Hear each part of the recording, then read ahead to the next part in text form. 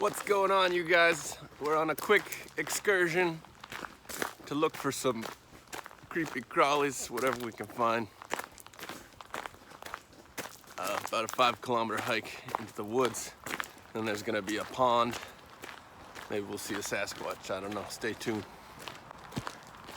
Check it out, you guys. This is a ski resort in the winter. Not much going on in the summer, but should be a pretty sweet little hike. All right, you guys, I'm drenched in sweat. We just climbed up this relatively small mountain. We're about 3/4 of the way up. You can see the summit behind me. Still in Ontario, pretty wimpy mountains here, but check this out. There's a man-made pond, and it's actually what they use to source the water for making snow in the winter when there's not enough snow for the ski hill. Hopefully we can find some cool animals. If not, I'm glad to just take a dip. Just a quick update, went for a nice long swim in this nice cool man-made pool. Didn't see a single thing. There are no plants in this whole joint. Didn't see any fish really, a couple minnows. But what they do have in these rocks, about 500 of them per square meter, or at least 100 of them per square meter, is the invasive rusty crayfish. Pretty cool little brown rusty colored guys with blue claws and big bulgy eyes. So in about 5 minutes I was able to catch all these little guys, which is about, I don't know, 20 of them. Anyway, they don't belong here. All right, we just left the lake there. Whoa, he's going, he's going. There's no escape, my son. Got it. Woo-hoo. Okay. Oh, he's gonna poop on me. Don't do that, don't do that, don't do that. Oh, dookie. Dookie. Okay. So, I'm covered in snake poop there. Stinky stuff. That's his first line of defense. He's got no poison. I doubt his teeth could even penetrate my skin if he bit me. All he can do is try to run away and maybe have diarrhea all over me, which is what he's done here. This is your classic eastern ribbon snake. I grew up calling these garter snakes, and they are garter snakes. The true name is the eastern ribbon snake. Let's let him go. All right, so we're just doing a little mushroom foraging, and I found this rather large specimen of a redback salamander. He's obviously lost his tail and is in the process of regenerating it. Normally it'd be much longer. He's covered in a little bit of wood dirt. Oh, and he just suicide jumped off my hand. A very small salamander, but that's actually as big as they get right there. Check it out, you guys. Another adult size redback salamander. Looking good. Living his best life under a piece of birch bark. Anyway, I'll flip it back over for him. All right, there is redline salamander number 3. He's got something on his face. Hope it's not like a fungal infection or something.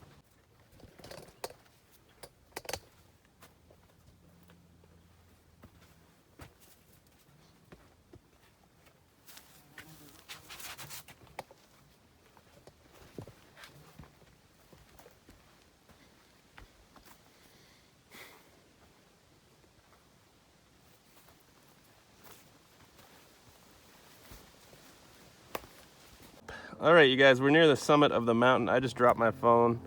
It landed right here. If it had landed there, there's like a 10-foot drop into a rattlesnake pit. All right, here goes Scott.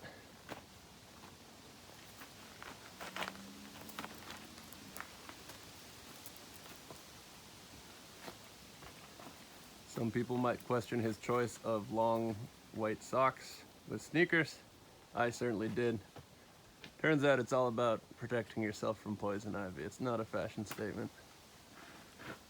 It definitely isn't a fashion statement. Really makes you think. I guess that's what the boys in Blink-182 were doing when they wore them.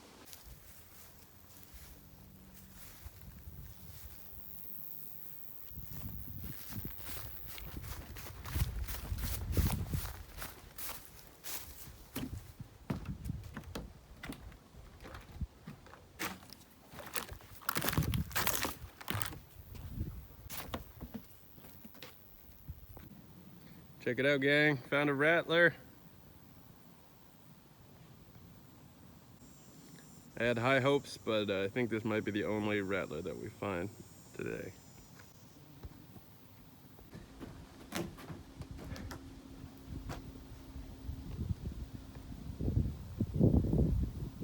Check it out, you guys. We're working our way down the mountain.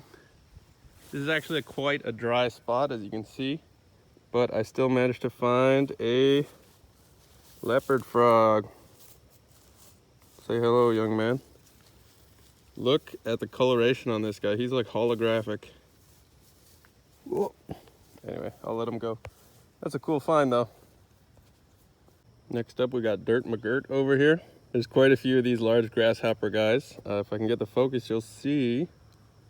Look how camouflaged he is. Is he actually covered in dirt? Or is that an adaptation? Hold on a second. Yeah, I give him a little wipe on the wet part of my shirt and nothing changes. That is his actual coloration. He's not just covered in dust. Look how well he camouflages. Until he moves. Leo number 2. Check it out. I'm in this little man-made blasted out canyon thing. And just making our way down the ski hill now. I see this little crevasse cave thing, and I'm gonna have a look just as a Hail Mary in case I see anything rattle related. Here we go.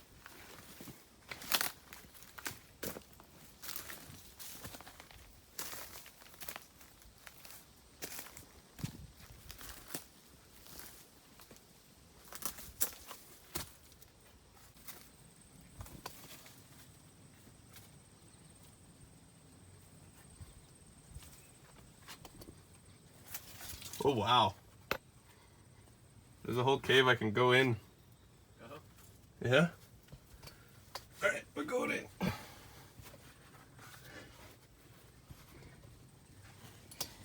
Alright, just real quick. There's Scott down there. I've clambered up here. We got this shaft. But because it's made by blasting, it's man-made. And it's not too ancient. Obviously watch my footing for snakes, but I don't think we're gonna find anybody. Can I fit? I don't know if I can fit in here.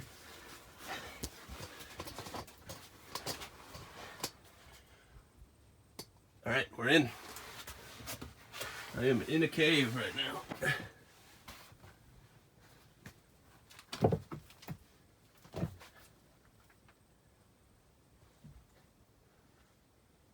Wow.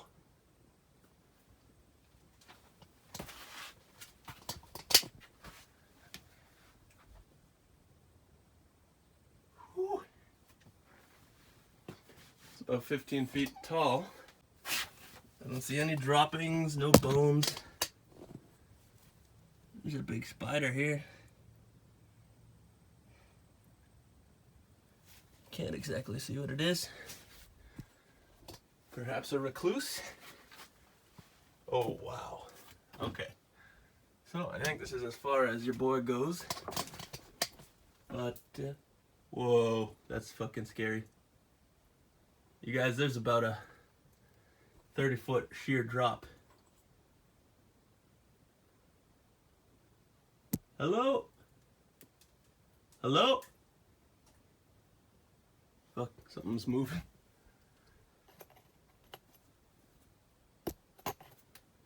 Well, alright, I'm a little spooked.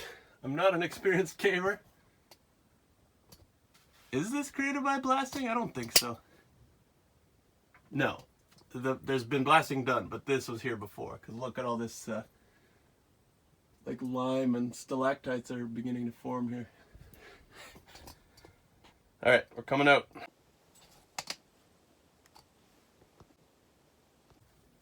Alright, I'm afraid I'm going to encounter the Blair Witch down there, so... yeah, maybe one day if I have a rope I'd go down. But probably not. Okay.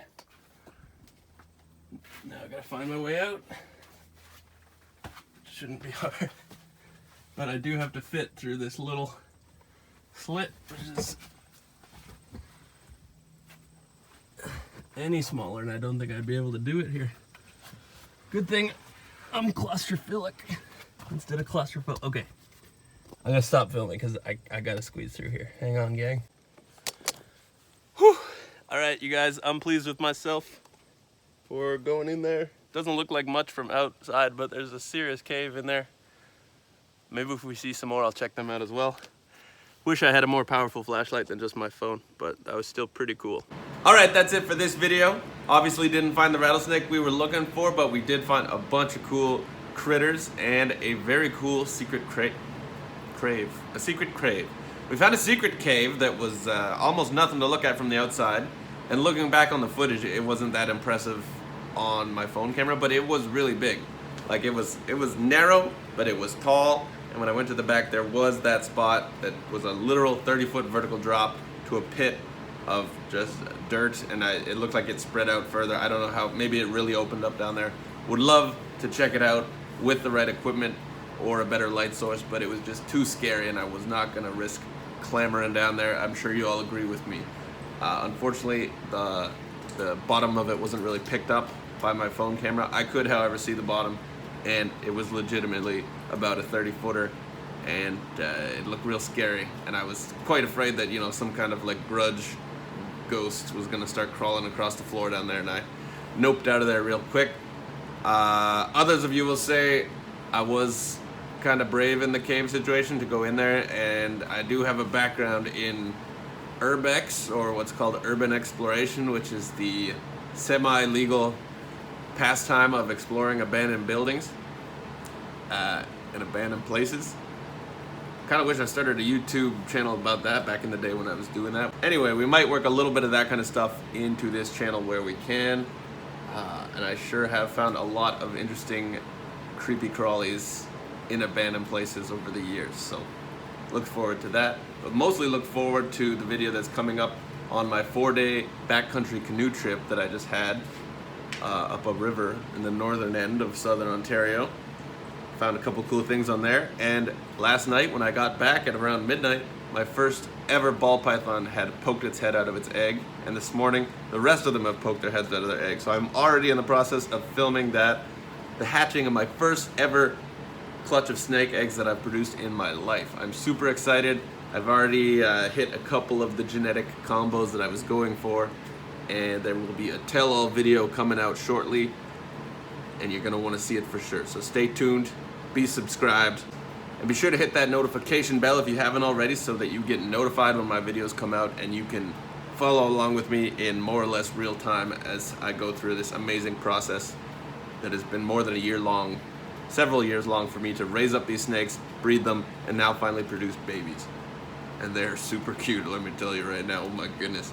Anyway, this is Hoi Noi TV. I'm your boy, Hoi Noi. Thank you so much for watching. Keep it real. Good night.